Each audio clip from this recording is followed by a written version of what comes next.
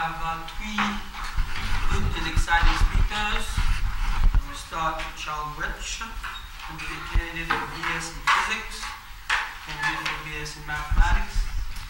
And the title of his talk is Using the Electric Field to Image the Electron Density in Graphene. All right. So, as you can see, I'll be discussing the use of electric fields in order to image the electron density in graphene. So, first, what is graphene? It is actually, as you can see here, single layer of carbon atoms. It's the two-dimensional version of graphite, which, as most of you know, is the substance that you find in a pencil. So, if you were to make markings on the page, you can see the flakes of graphite and even some graphene there.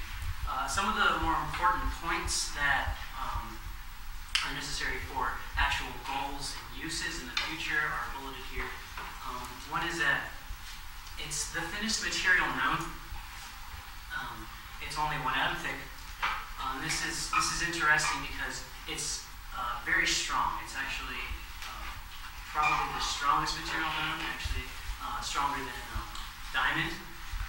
It's also very pliable, and it's about 20% more pliable than diamond and other hard substances. The analogy that researchers have enjoyed using up to this point is that it would take the force of an elephant balancing on a pin in order to break graphene. What has also been used in the lab, this scanning probe microscope. Basically, you have your needle and your platform, and you send a voltage across both of them, and there's a nanowire underneath, and so this just kind of scans over it, spatially kind of detecting the density here.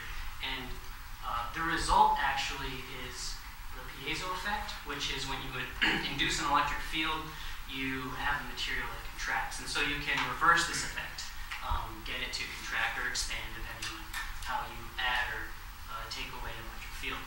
And so these images right here are the density of this material. So now what we are doing is we want to replace the nanowire with graphene, and that will give us the lab images. So our research, what I've been working on, the outline purpose, again, is to simulate the electron density by inducing an electric field and just checking to see what the density is like as a result of a particular field.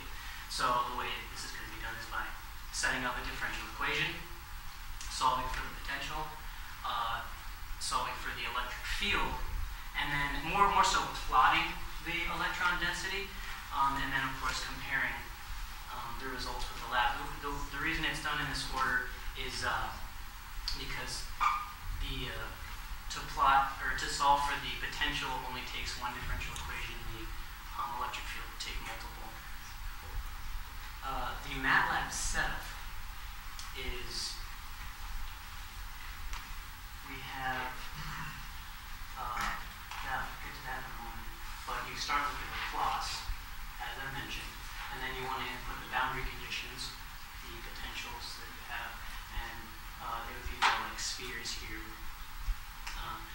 You can see, okay, so these are, the boundary conditions are kind of like a capacitor, meaning you have potentials set this place and this place, and the way the charge moves through there is kind of evident. As you can see here, it's like the potential is coming up out this way, over here, and down that way, over there. And so you can see the charge density is just kind of, it's spread out in relationship to those potentials that are put across. So now, the way we would do it with this GUI interface is we have our geometry that we would set.